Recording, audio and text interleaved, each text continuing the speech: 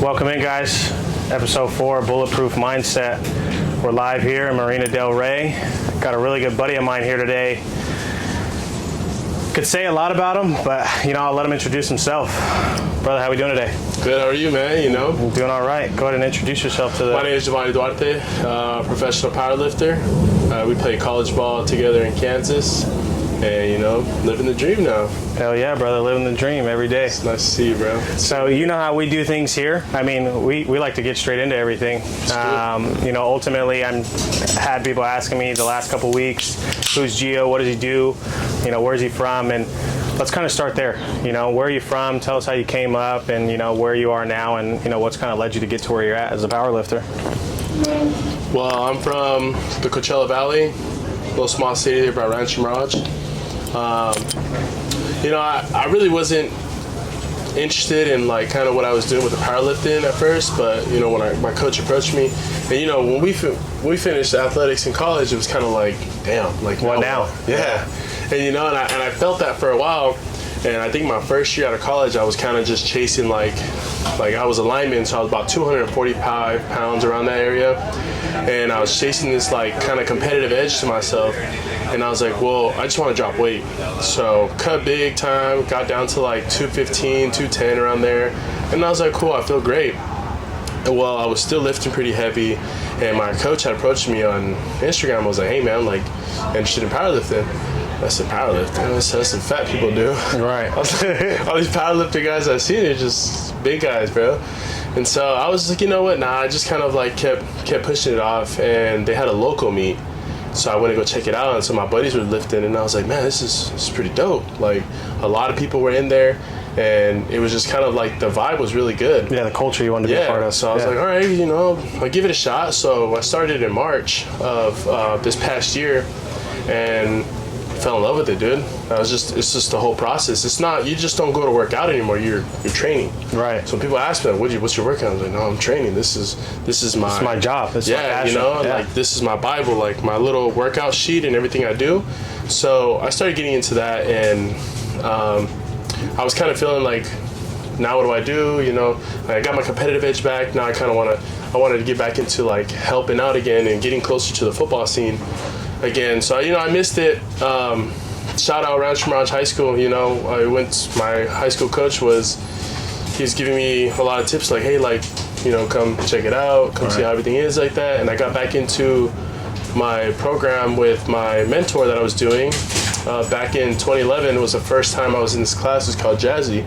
So Jerry Argovitz Sports Institute, where we teach kids life lessons through sports. So what you learn through football is just 1% of your life. It's just this little tiny section, but what you learn in this tiny section of your life is going to carry you for the rest of your life.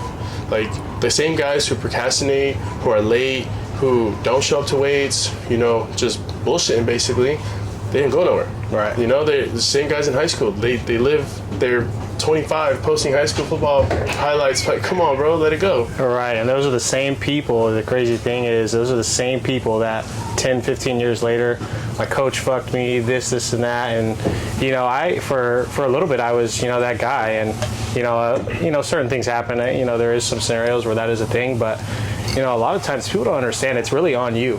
Yeah. No matter where you're at, doesn't matter if you're at a big school, small school, if you're, what in any profession, nobody fucks you. You put yourself in a position to get that kind of treatment, exactly. And you get that result. But what changed in that was how you responded to things, right? Right. So that's what I teach the kids. So we have an equation called E plus R equals O. Whatever event in your life plus your response is always going to be your outcome. So it could be a loss in the family. It could be, your car blowing up. Now you drain your savings. How are you going to respond to that? Right. Are you going to bitch about it and be like, oh, it was the truck's fault? Right. But it's you, bro. When you start learning life to visit, how am I going to change my response to change my outcome in life? The guys who were sitting there always bitching, oh, coach don't like me. Coach don't want to fuck with me. Da-da-da-da-da. The same guys that never got to play. But the other guys who were just shut the fuck up, put their head down, right. Showed up to weights early, showed up to, put the work in. If I'm just getting special teams reps, I'm going to go knock somebody's head off. Exactly. Take advantage of the reps you're getting. Exactly. And that's what changes their outcome, because coaches see that. Right. Now, I see it from a coach's perspective. When these kids are hustling, or when these kids are, bullshitting, I see it and I'm like, damn, like now I know what the coach is Right. talking Doesn't about. matter if you're a better athlete or not. Exactly. You know, whoever's putting in the work and really, dedicating themselves to it day in, day out. And that's the biggest part. A lot of people don't understand that is these kids will bullshit Monday through Wednesday and then go to walkthroughs and then try to play and be the best star they can be on Friday. And then at the end of the year, they're like, well, why didn't I get any offers? Why didn't I go this? Why didn't I do that? Well, it's like, because you were bullshitting all through the season, right. And I tell these kids, I'm like, dude, so you guys have to realize the Coachella Valley is very small. It's right. not big. Like, athletes and all that stuff don't come out of there. Exactly. Right. If I was a college coach, I'm going to LA. Right. I could pick up 3-star, 4-star. Exactly. You can go to IE, you can do all that stuff, you can pick and choose. But when it comes to the Coachella Valley, there's not a lot of talent. Right. And nobody's going there looking for it either. Exactly. Right. And it's not that, it's just harder. Like, we had a guy who, this is back in like 2010, which is how my coach got involved with my mentor. But he put up this whole like Desert Sun article and was like, hey, this guy has like a 4.5 GPA. He's got all the accolades you can get. He's a scholar athlete. This guy gets things done. He didn't get any looks. Nowhere. And it's not that he wasn't good. He had records and everything. It's just the Valley it's not a lot of competition. Right. I mean, you got schools here that are playing D1. I could go pick up 3-4 guys who, even if it was a backup, he's still a really good. Yeah. Exactly. They're right there. Yeah. And so that's the hardest part about being in the Coachella Valley, and that's why this powerlifting is so important to me, because if I could do it, and this is what I preach to the kids, like, you guys can do that shit. Right. If I can go pro in a year, like, you guys can get the best scholarship. You guys can get the best grades to get shown. And I tell them, I'm like, your GPA is your money ticket. You want a good money ticket? You want a good scholarship? Your GPA is going to have to show it. 100%. And speaking on, you becoming pro, tell everybody, where it started in terms of, because from my understanding, you've been in this for really about a year and a half, like, professionally doing it. Where did you start, and, where are you at from, just your accolades and your goals, and where you're ranked nationally right now in such a short period of time? So my first competition that I did was March in 2023. That was like my very first like powerlifting meet, and it was untested. So I went against everybody, people on steroids, people who weren't on steroids, whatever. I was still kind of learning everything. I went in, my competition high was 518 on my squat. I had a 375 bench.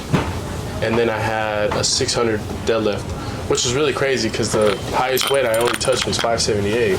And was a full send for me in competition. But my coach just told me, and I got third place that meet. My coach told me, and I told him, I was like, I don't ever want to do an untested meet again.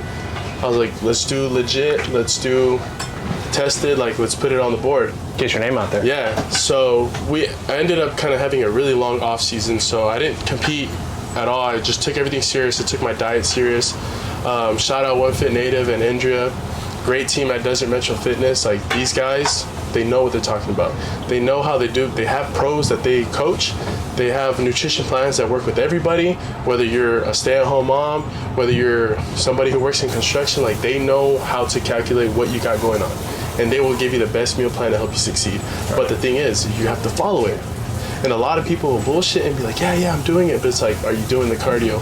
Are you doing the workout? Are you eating all the food that you eat? Are you fully bought in? Exactly. Yeah. Are you 100% bought in? And not even that, the sleep. The sleep is the biggest part.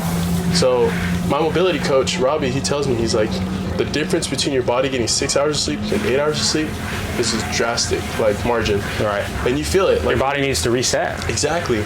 Especially when you're lifting super heavy, your body gets fatigued, which is going to lead to tears and strains and stuff like that. And so when I got into this, I was like, I need a team. So I got myself a nutritionist. I got myself a powerlifting coach. I got a mobility coach. I have bodywork people. I have a chiropractor. So it's like, I got a whole team. Got everything you need to be successful. So I was like, okay, I have my tools for success.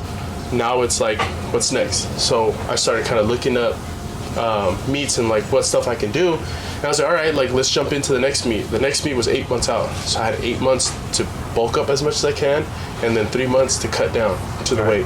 So realistically, I got up to like about 225, 226, and then I cut back down to 198. So I compete at 198. Right.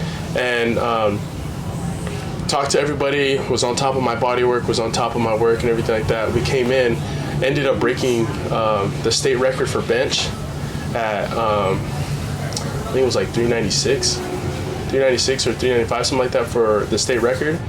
And then they messed up my squat, so I went in there, was like 485, 521, and then 541. Like, that was what I was supposed to do. But instead of 521, they put me at 501. So they messed up my whole shit, and I was like, all right, cool. I was pissed. I told my coach, I was like, what the fuck? Like, what's going on? Right. And I ended up jumping like 39 pounds. I failed that squat. The guy who I was competing against, he squatted 585. So I was down 84 pounds. Right. And I told my coach, I was like, we fucking lost. I was like, we're done. We're full of shit. Like, fuck this, dude. I was already over it. And he's like, my nutritionist was like, can you change the past? I said, no. He's like, can you do anything about it? I was like, no. He's like, so why are you bitching about it? Why are you worried about it? Control what you can control. Exactly. He's like, focus on what's next. He's like, can you change your bench? I was like, I haven't benched it. And he's like, exactly. You have the power to control that. Right. So I shut the fuck up. I was like, all right, let me shut up. Let me just lock in. Let me do what I gotta do. So I ended up catching up. So I benched 396, and the guy benched 320. So I was back up. I was only losing by 10 pounds. So we going, and he's like, this guy's going perfect. Like, I was like, damn, this dude's fucking good. And we went into deadlifts, and I told my coach, I was like, watch, this fool's gonna miss his fucking deadlift, and I'm gonna capitalize on that shit. So he ended up missing his deadlift, and I was still down like 10 pounds. And my coach was like, hey, I have to go, like, call your last deadlifts. I said, cool. The most I had ever touched at that time was like 620. And they called my number up and everything. And I was jumping I had just hit 610. Went up there and I was like, all right, like, pick a number. I was like, I want 628. I was like, just give it to me. And didn't think about it, sat down, put my music on, fucking ripped it off the ground. So I ended up getting that, beat the kid, got first place, got my state record, and climbed up the ranks. So I was number 4 in the nation at the time. So I was like, damn, bro, in just 8 months, I had went from being like nobody in this sport to being some of the best. My first tested competition being top 4 in the nation and number 2 in California. It's not easy. Yeah, I was like, damn, bro. Like, I told him, that's when I kind of realized, I was like, I can really be fucking good at this. I was like, I can make it somewhere with this. And after that first competition, I booked my first like sponsorship, which was Become Viscera, which is gonna do a really big drop pretty soon. It's a lot of fucking tees, and it's kind of like dark sport, but I feel like it's a lot better. A very heavyweight clothing. You can hit acid wash sometimes and all that, so you can wash it up and do everything with it, and it's fine. Like, you're not gonna have a problem with it. So we kind of went on a limb on it. Like, he lived in Harbor City where I was competing at, and my bodywork guy was like, hit him up, dude. Like, you never know. I was like, cool. So I was like, hey, just come check me out. Like, whatever you think, come check me out, bro. I just want to, buy a shirt from you. And he ended up fucking staying the whole meet. And dude's like really good fucking friend of mine now. And so, we're working on a big drop and everything pretty soon. So yeah, like in my mind, bro, I was kind of like, in 8 months, I got my first state record. I got a sponsorship. I have a crew around me that I love. I have a lot of friends and family that supported me. And that's when I really was like, it kind of was like a wake-up call for me. And I was like, this is what I've been looking for. This competition shit. Like, I can't blame it on the linemen not doing anything, the quarterback sucking. Like, it's me. Right. Am I on my diet? Am I sleeping? Am I, making sure I'm all good with my cues? It's all on you. There's nothing else on the outside. And that's when I started changing my response to a lot of things, because I was like, okay, like, I can sit here and bitch. I can sit here and be like, damn, coach, this weight is heavy. Damn, coach, like, you're fucking grinding me out too much. I can sit here and, like, do all that, but it's not going to get me anywhere. Right. And when I first got into the sport, I knew a lot of people were going into it, but I didn't realize, like, all the talking. Right. And I was competing against this guy from back home, and like, dude just started going on a fucking spree. So we were in the same weight class, so he was just talking shit about me, and I was like, dude, like, I was hoping you'd fucking help me out, And he was kind of like, oh, like, you powerlift now? And I was like, I was keeping it very low key, and I was like, yeah, like, I'm just getting into it. Well, I was hoping, open arms and getting helped out. Nah, dude started talking shit about me. And so I didn't say nothing. I was like, all right, I'm just gonna step back and, let it happen. Coming to the competition, I fucking smoked this guy. This guy's been competing for years. But I came in, I fucking smoked him in my first competition. And so like, but it goes to tell like, when you have a work ethic and you have like discipline and you want to stay on top of it, you're gonna slowly rise above the cream. Like your cream rises to the top.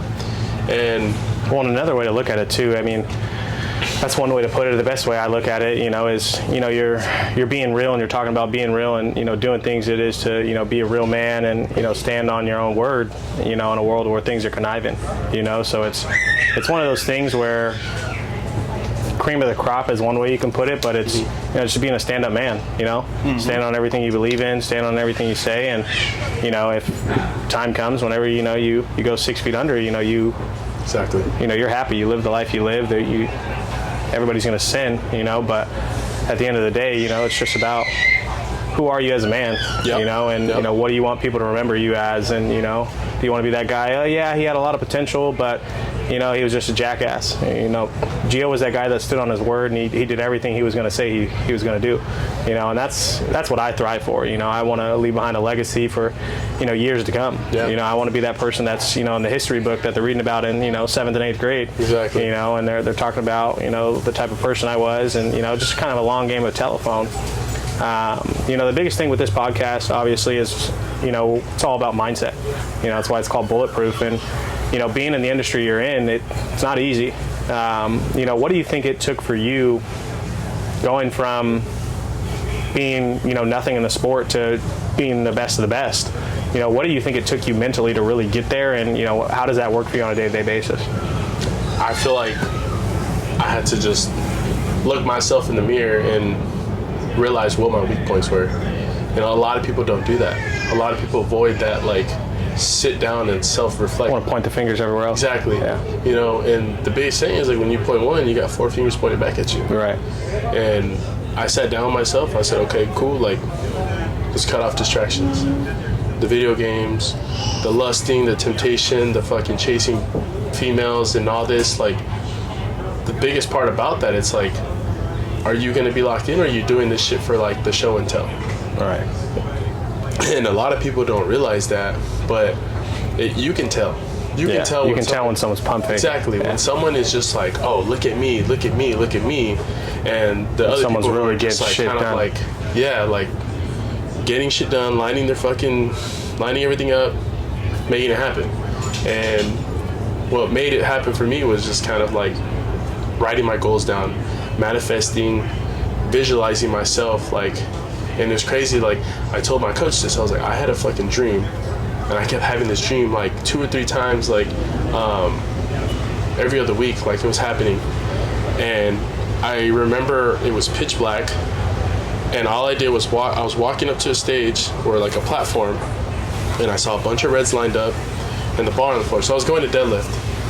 But every time I'd go up to it, I would just wake up. I would wake up, and as I was getting closer to my competition, the night before, I had sleep paralysis or some shit.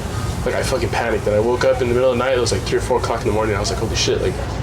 But I had that dream when I went and I walked up to the stage, and a whole bunch of reds lined up, and I just remember, like, fully chalked hands. When I went to go touch it, that's when I woke up. I had my sleep paralysis. Well, right when I got to my competition, to win the last deadlift that I did to win the competition, was like deja vu. Everything just went pitch black. Lined up how you expected just it. Just fucking lined up. I remember looking at my hands chalked up, rolled my shoulders back, got it, just fucking ripped and gripped, and that was it. I didn't hear anything until I got it up, and I hear like the fireworks popping off and everyone yelling and shit and looking at me, and I was just like, bro, like, that's when I knew. I was like, I'm like, this is what you want to do. This manifestation shit is real. Right. I write my goals down every time I wake up. I read it. I have a quote that one of my homies told me. He's like, he told me success, popularity, and women can be a drug. Don't get addicted. And it's true. Like, you start doing good, you start kind of posting up a little bit. Everybody kind of want to come and dabble up a little bit. Like, oh, like, that's so, this is not.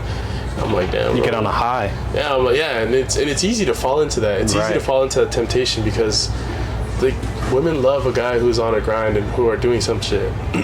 And, you know, some guys respect it and some guys don't like it. Right. But it's very easy to kind of fall into that, where you can just be like, oh, hey, like, let's do something. Now that you're off diet, now that you're off this, you're off that. It's easy to kind of go, like, the bad route. There's a lot of distractions. There's a lot of things, you know, veering you off from, you know, what you could be and what you desire to be. And I think a big thing, too, that, you know, and we'll touch on this too, guys. You know, Men's Mental Health Month was just last month, and you know, a lot of men need to understand, you know, chasing women, it's not going to get you anywhere. No. You know, one thing, you know, I've learned, I've been with my lady for 10 years now, but you know, just like seeing, you know, friends and relationships and seeing how women act. You know, women aren't looking for, you know, the long journey. You know, they're just trying to fuck the winners in the winner's circle. You know, and it's a shitty way to put it, but it's the truth. You know, yeah. I was raised differently. You know, my lady was raised differently. You know, you be a stand-up man, you be a stand-up woman. You know, you honor your husband, you honor your wife, and you know, I think a lot of men, you know, touching on Men's Mental Health Month. I mean, what do you think is, you know, the biggest advice you could give to, you know, men that are struggling to really, you know, open up, talk about things, and you know, really get over that, you know, hump of, you know, dealing with things on their own? Because, you know, most men, you know, we're taught to bottle it in, be a man, shut the fuck up, be a man, you know, and not really talk about things. What kind of advice would you give to, you know, the people watching and, you know, everybody else in the world that, you know, there's more to it than, you know, just being a man and holding it down? I think to me, like, being a man is like realizing what your problems are, realizing what is holding you back in life, what you need to let go, what you need to sacrifice to get to where you want to get. And I think the biggest part about that is like finding yourself a group of guys, 2-3 guys, even just one, to be like, hey, like, us, when we talk about things, we look for solutions. Right. You know, that's what men do. Women like to hear you out, listen to what you got going on. Oh, I'm here for you. They allow you to bitch. Exactly. But men like to focus on finding out solutions. So I think to me, it's like, I stop, and this is personally me, like, I stop venting out to women and letting them know what's going on and shit, because that shit comes back. Like, right. Sometimes, like, in an argument. It can be used against you. Exactly. And to me, like, and that's not all women, you know, like you've been with your woman for 10 years, like, a lot of these women don't want to do shit, but want to reap all the rewards for it. Right. And, you know, that's kind of like the problem with our society now. Right. A lot of guys are doing that shit too. Right. They, like, I see a lot of these kids, like, they're rushing to get somewhere. They're 20, 21, 22, jumping on tons of gear, right, tons of stuff just to get somewhere. They look like shit. They don't fucking do it right. They have fucking, they're looking for status rolling through.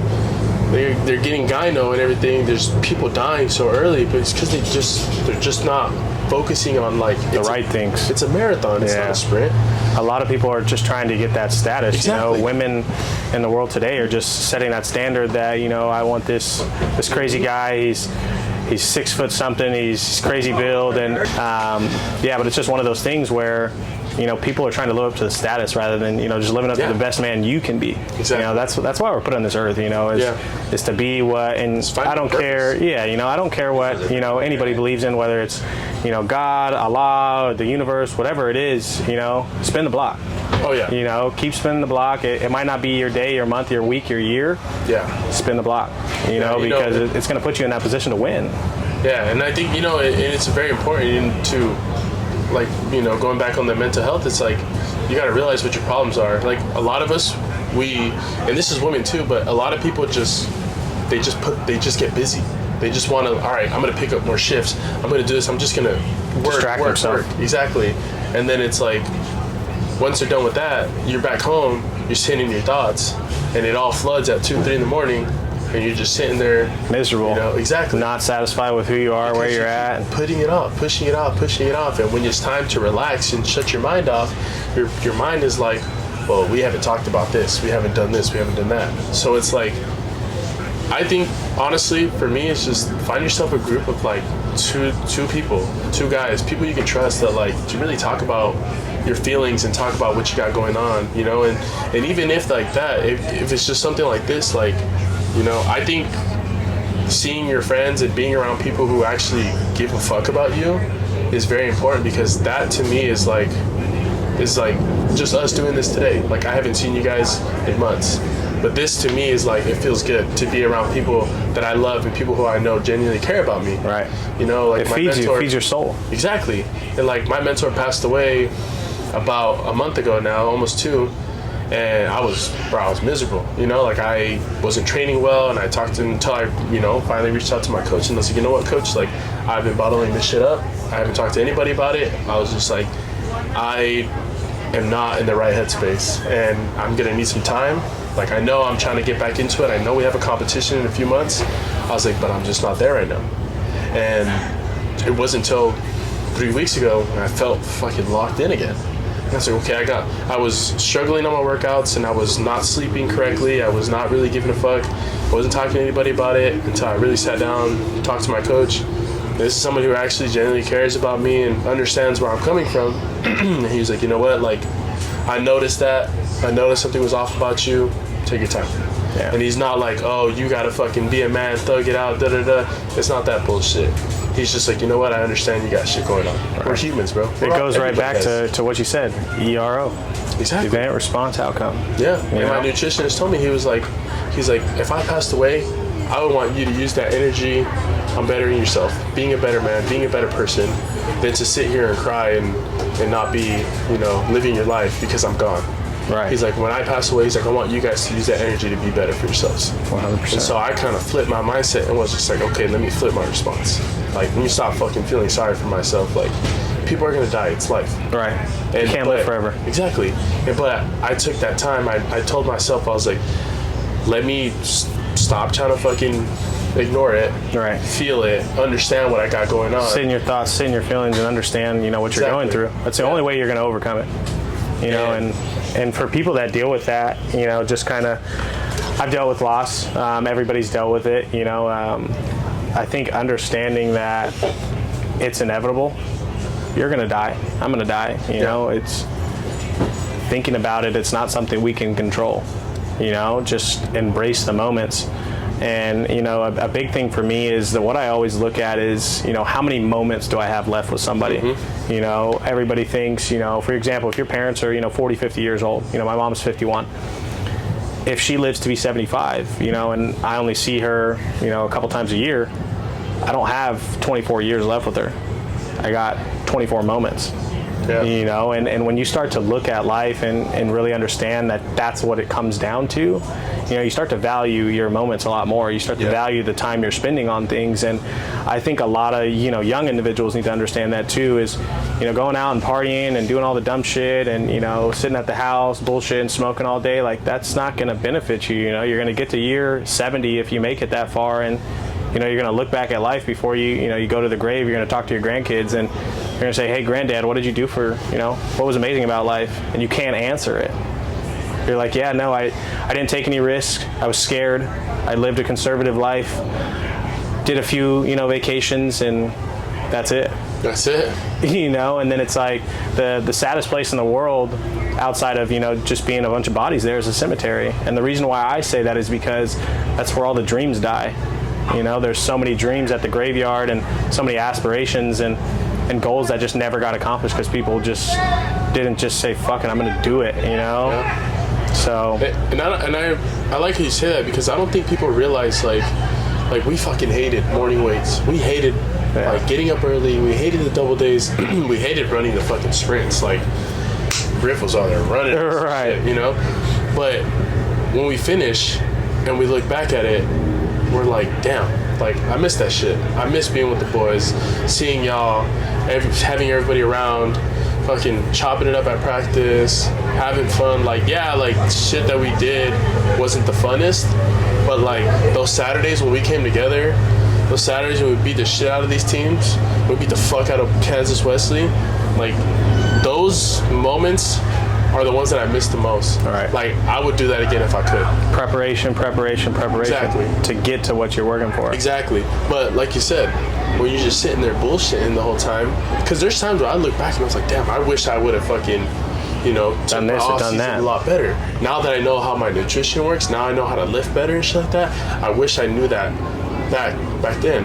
But now it's like, okay, how can I put that forward? Because I don't want to look back at the end of my powerlifting career, because it can happen whenever. The injury monster is always fucking creeping. And it's happened. You know a lot of guys from fucking Riverside and all these people.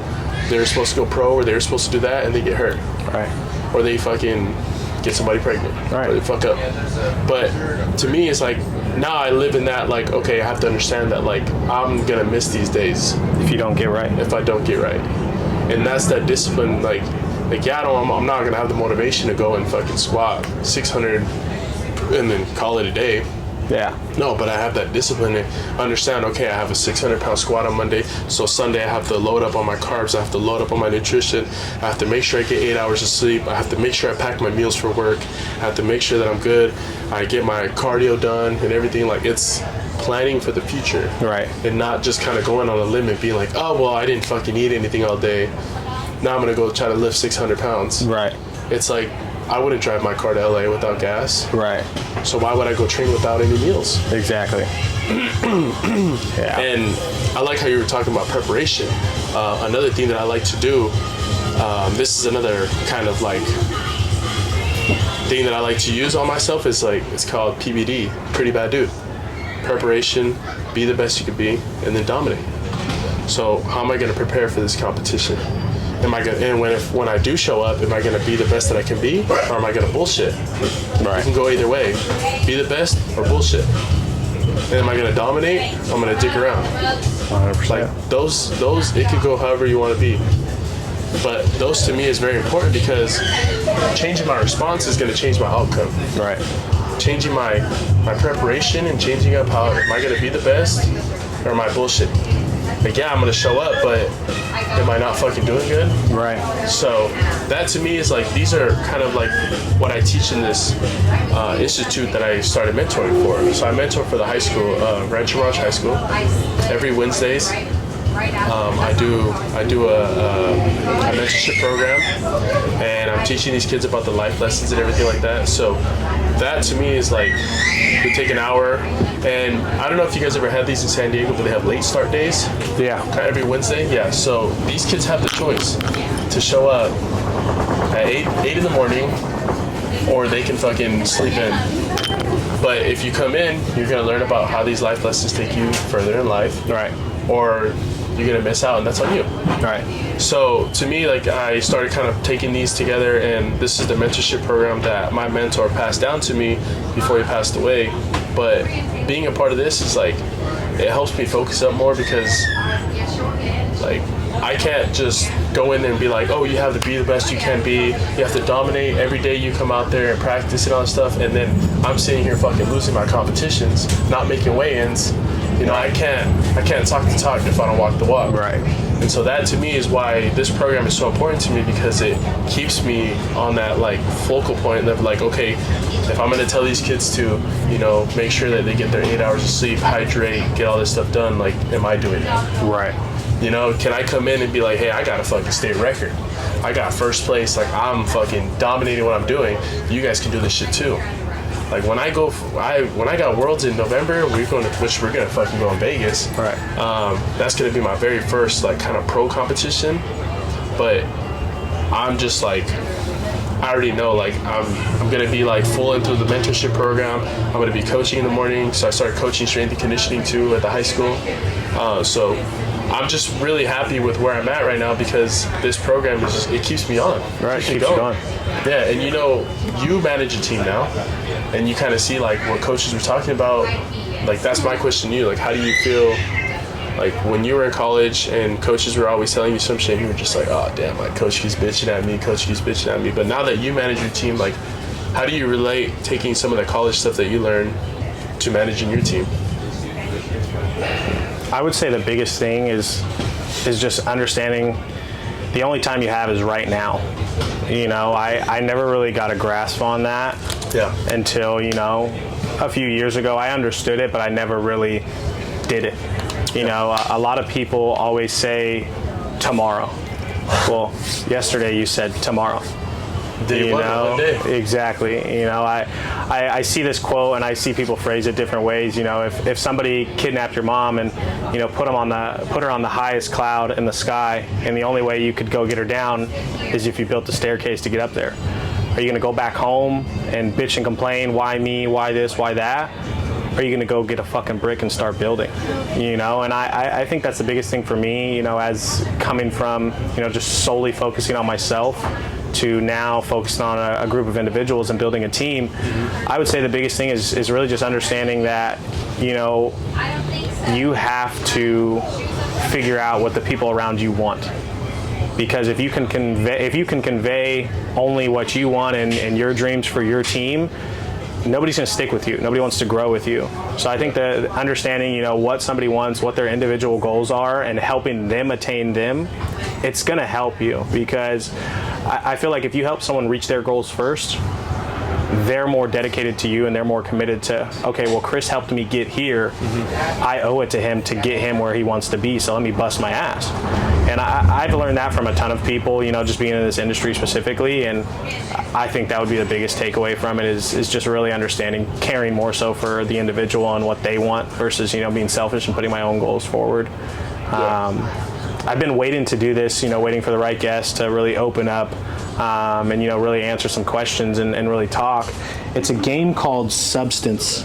I'm sure you've heard of it before. I think I have. So your answer shouldn't lack it. I'm going to fire off a question out to you. You have two options. Answer the question with substance, or you take a dare. So I'm going to take one from the very back. We'll just find one that makes sense and dive into it. Sound fair? Yeah, sounds good. All right, let's see. So when you say answer with substance, what you mean? You got a drink? No. I'm not drinking, Coach. I'm not drinking. dive into it, and you know, give us a good answer. Let's do it. It's a good one. What's one childhood trauma that you experienced? Damn. We're just getting straight to it. I think one of my biggest traumas was kind of like in the 4th grade. We lost our house. We started moving around. We were living in a 1-bedroom studio. Except for like a year.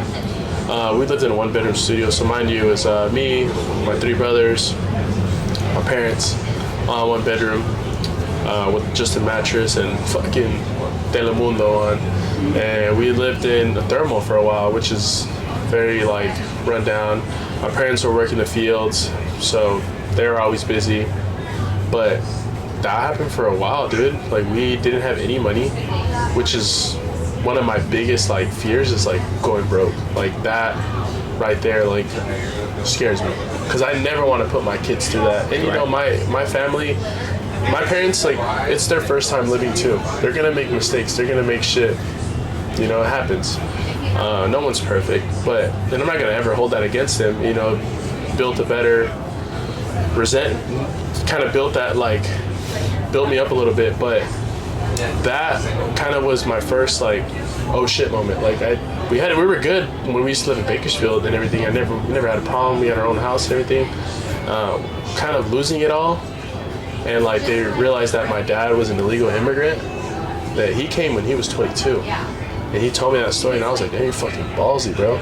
Because I think I was like 20, 21 around that. I was like, I wouldn't know what to do. Right. Came to a whole new country. No clue what the fuck's going on. Language. Right. And for you to make shit happen. Make a life for us. Exactly. Make a life for yourself. Yeah. And so that to me was like a very eye-opening moment. But that was one of my first traumas, like kind of just being broke. Like, and I never talked about it because that's not shit that I go and, oh, hey, nice to meet you. Anyways, I would, you know, like, I don't really talk about that to the women that I talk with or the relationships. It kind of builds up into it. And when people, it's funny, when people are like, oh, I made it out the mud and this and that, that shit's embarrassing, bro. Yeah. I don't talk about that. Yeah. What am I gonna tell you, we're fucking broke? Yeah. Eating rice and beans every day? Right. Like, no, fuck that, dude. People, and to kind of piggyback on that, the sad thing about it is, you know, growing up where I grew up and, you know, dealing with the things I dealt with, I don't know why, you know, no matter where you're from, like, you know, being from where I'm from, West Side Modesto, you know, it's a tough place to grow up, and I don't know why people think it's so cool to say you had a rough life. Exactly. You know, I don't walk around, you know, telling people, yeah, you know, when I was 4 years old, I saw my first murder. You know, I'm like, it's not one of those things that I want to talk about. It's a trauma that I have that I want to leave where it's at. You know, it's in the past, so leave it there. And I just never, I think it goes back to what we were talking about, you know, is status. People want to have that status of saying, you know, I came from this and this is where I'm at. Yep. You know, rather than, you know, just letting it be a chip on your shoulder, you know. The way I look at it is a diamond in a rough and you're still trying to wipe all the mud off you. Exactly. You know, leave it at that. You know, don't go try and paint this fairy tale picture of who you are and where you came from. And, you know, because then when times really come and you're tested, you look like a jackass when you don't really show up to the plate.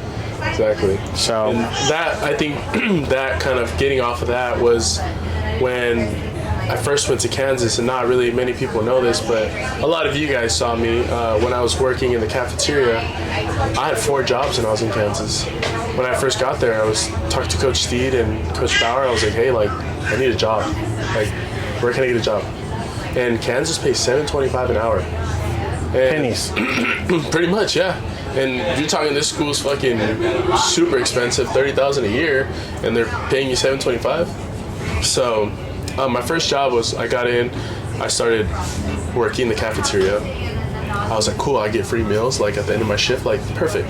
I would get out of practice, and they were super flexible. I would get out of practice, rush to my dorm, shower, sprint back up, clock in, go to work, get done, clean everything up, and then that was my first job when I got there. And then Kenyatta one time was like, hey, I gotta move furniture, you wanna help me out? I was like, cool. So we started moving furniture together Tuesdays and Thursdays. We had free days. That was really fun.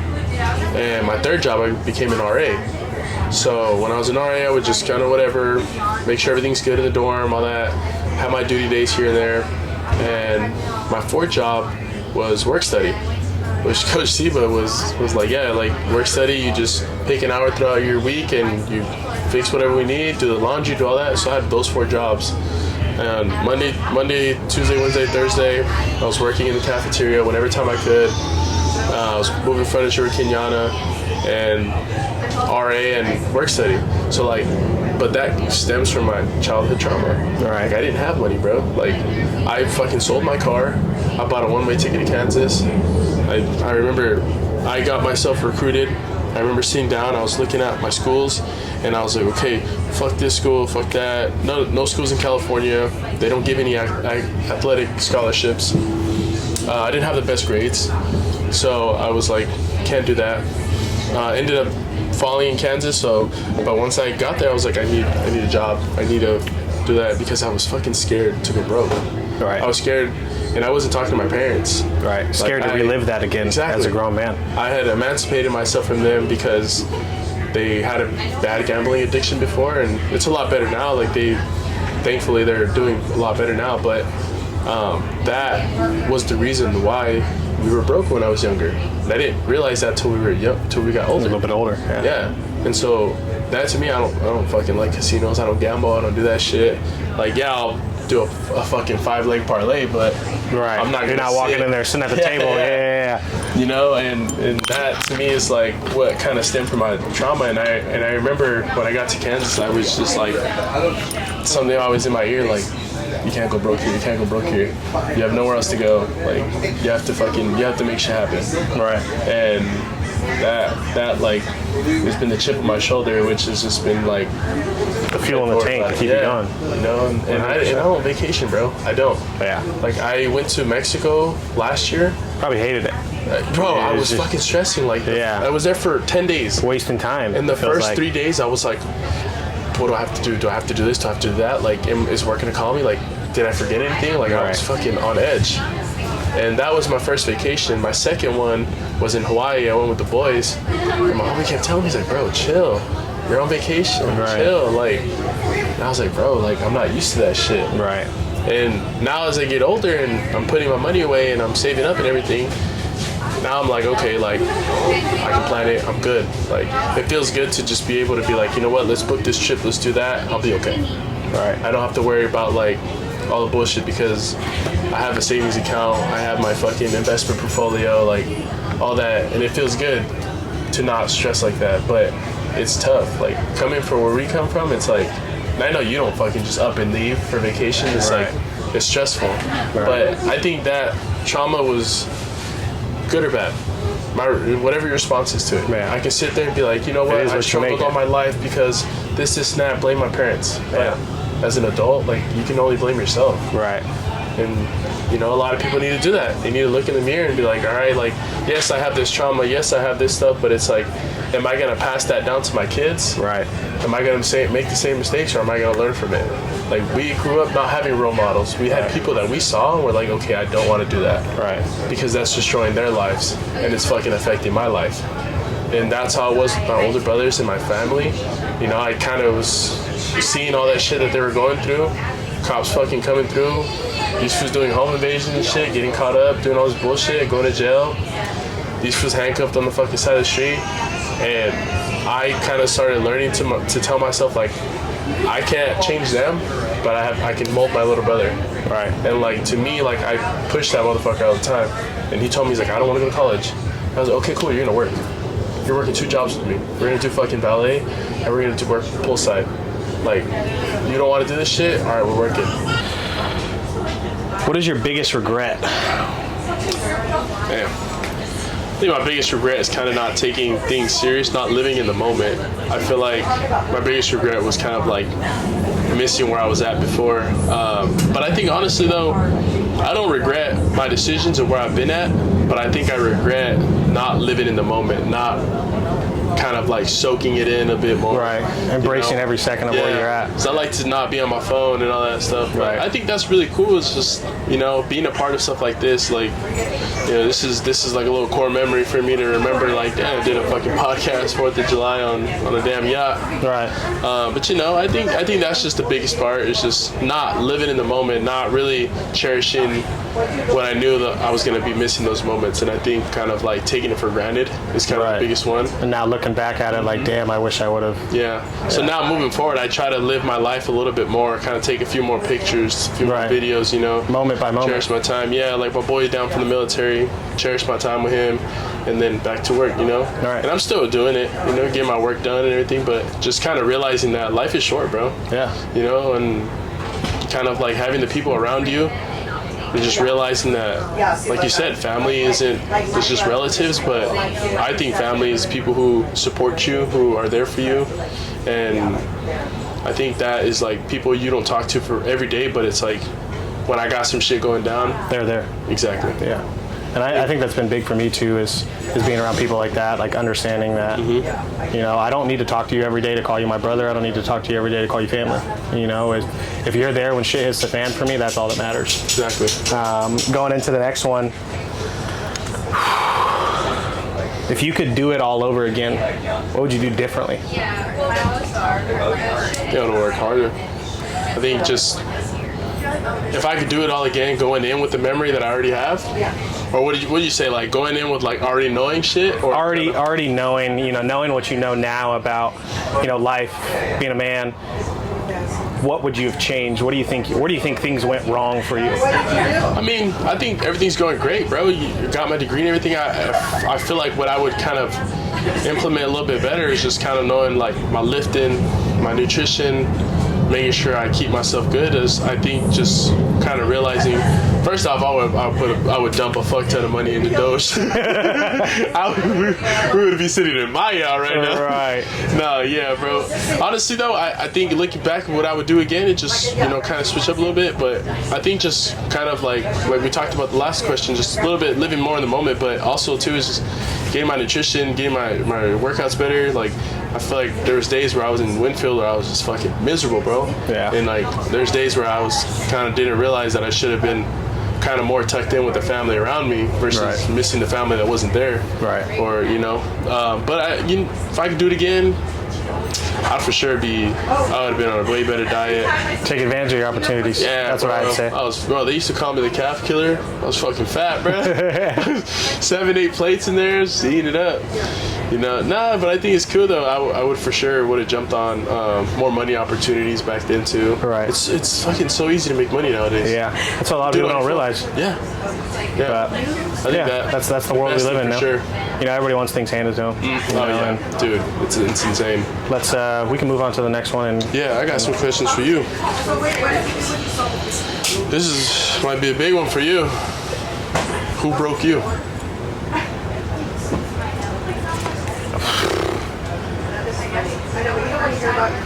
there's a lot. I think a lot of people, and this answer is going to be deep. If I get choked up, Tez, cut this shit out.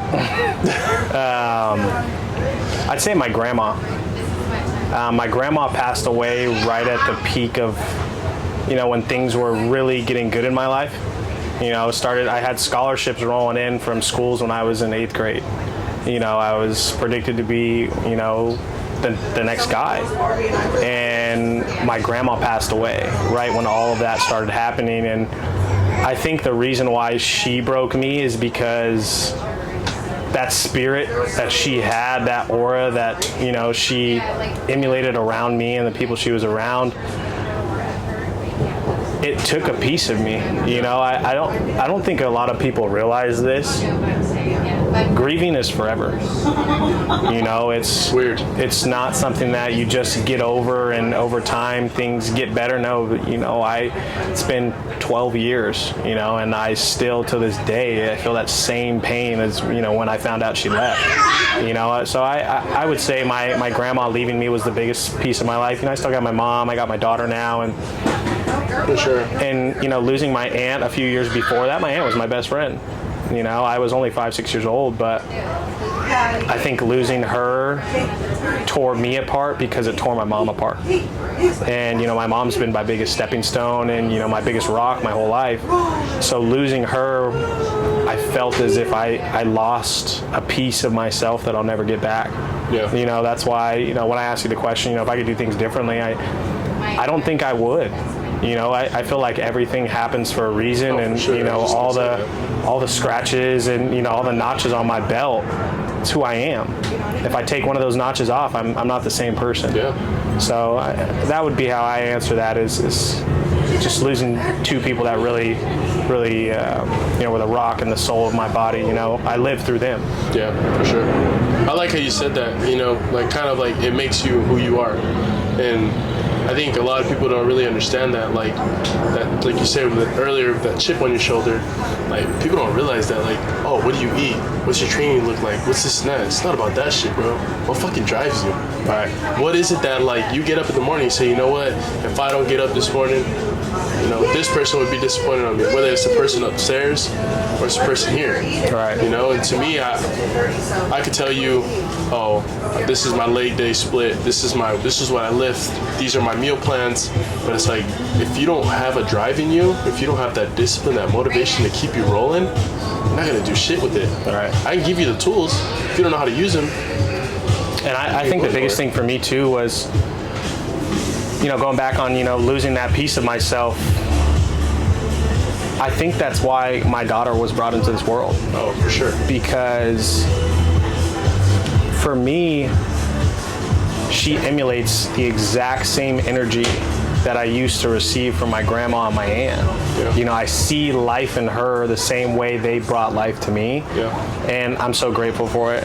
Before we really move on to that, that's what I would say is really why I get up every day is, they're not here, but they're here. They're here through her, and like I said earlier, guys, I don't care if you believe in, God, Allah, or if you believe in the universe or whatever it is, you believe in Joe Bob that, tells you some bullshit. Whatever it is, it's really understanding that no matter how you put it, there's a higher power. Oh, always. Something put us here. And, I think a lot of people need to understand that you don't need proof to understand Jesus Christ was here. You don't need proof to understand religion of whoever it was.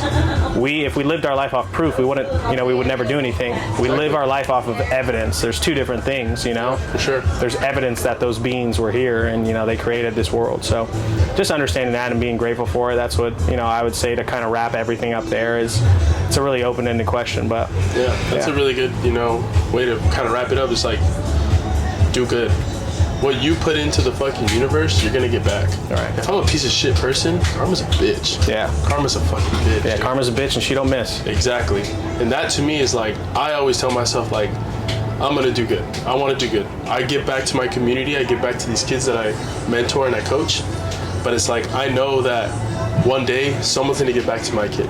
Right. Someone's gonna, it's gonna come back eventually. I'm hoping one day I have a wife and kids and make a great living.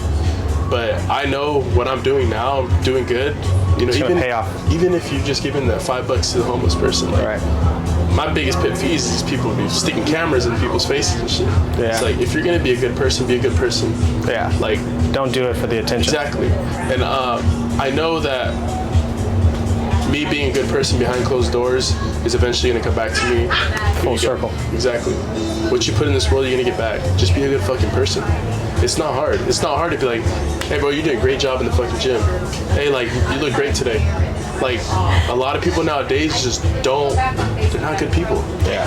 If you can't compliment somebody, you can't, Right. And a lot of people are like, always they have to do it first. They have to do it first. Yeah. A lot of these guys are like that, bro.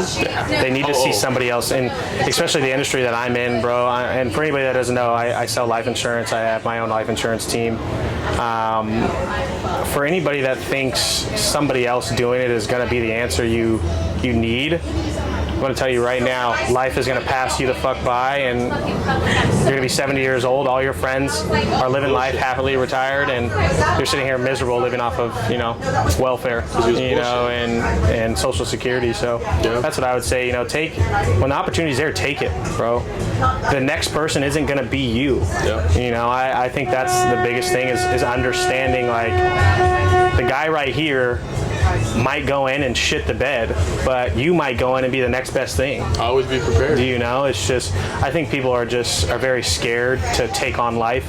They want guarantees. People are scared to fail. Yeah. But if you don't fail, if you just get all these wins, like, you don't ever know what it's like to lose. Know what adversity is. You really fucking grow when you miss that. Yeah. Like, my last competition, 6 and 9. I missed 3 fucking lifts, but I learned from that. I know where I'm at. I know where I can gauge myself. I know where I can push myself. Right. But it's like, people are just, they want to be perfect. They don't want to be judged. I win all the time. But it's like, if you're just winning and you're not, what are you going to learn from that, Right. So how are you going to respond to a loss? Right. Like, how are you going to bounce back? If you win all the time and then you lose this one time and you just go in a fucking shithole and you never come back out of it, it's like, bro, you lost once and you gave up. Exactly. Shit the bed because you never felt the loss. And like, I like how you said that, like, the next person up. It's like, you just got to be prepared. And it goes with sports, it goes with life, and it goes with, positions and work. Like, that person fucking quits, that person gets fired, the person in front of you gets injured when you're playing a sport. Are you going to go in there and understand what your assignment is and already fucking fire off on it? Like, I got this. Or are you going to be like, oh shit, I wasn't Your ready. moment comes and you're out. It wasn't my responsibility. But it's like, bro, you play linebacker. Like, you have to know everyone's position. You have to know what you're doing. You have to line everybody up. But when you put that in life, you're like, if someone at work loses that fucking position, you can jump right in. I already know what I'm doing. I got you. This boat is fucking steady. Yeah.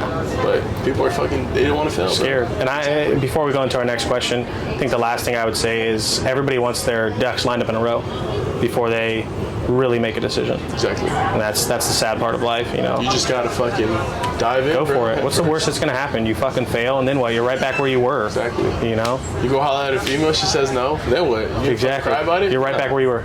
Next. All right. Last one right here. What is one thing you would say to your younger self?